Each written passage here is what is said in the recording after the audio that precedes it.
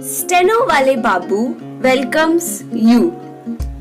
Shorthand dictations in male and female voice from all sources like magazines, speeches, and editorials at various speeds up to 120 WPM for various departments like SSC, DSSB, CRPF, Delhi Police, etc.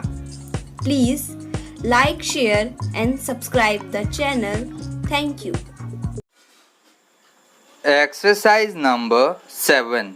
Sir, I rise to support the bill as it has emerged from the joint committee, but while doing so, I wish to make some observations generally and also in respect of certain clauses.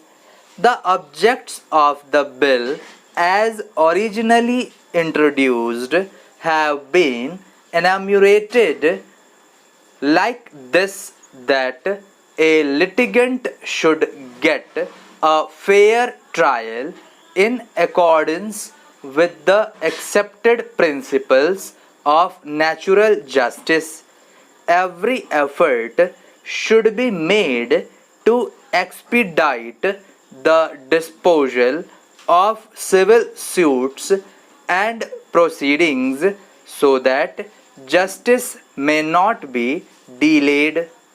The procedure should not be complicated and should, to the utmost extent possible, ensure fair deal to the poorer sections of the community who do not have the means to engage a pleader to defend their cases. I wonder whether any of these three objectives will be achieved by this bill.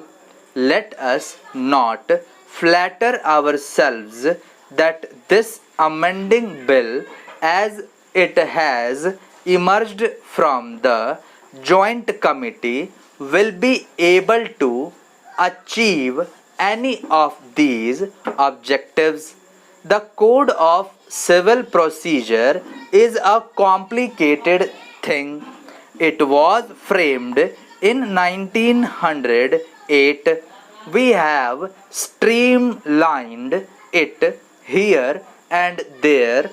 We have removed some hardship here and there and codified some of the legal decisions, and we have removed certain conflicts in decisions.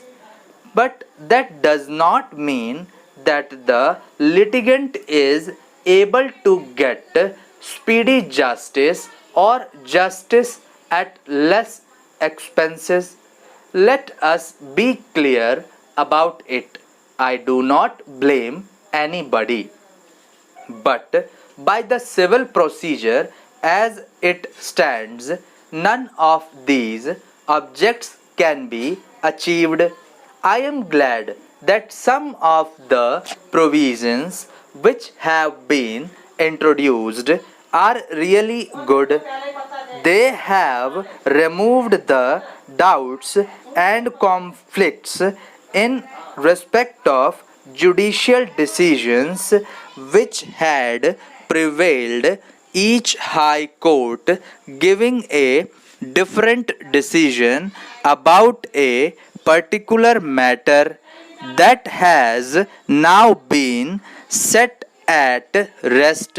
For instance, in section 11 there was a conflict of judicial decision whether the decision of a court with limited jurisdiction can operate in a subsequent proceeding between the same parties in a higher court. There was a conflict of decisions, and now it is set at rest by saying that the decision of the lower court with limited jurisdiction will operate in a subsequent suit between the same parties in a court with higher jurisdiction. Secondly, it is also made clear that this principle applies to execution proceedings. I would like to say that it is a good improvement. Thank you.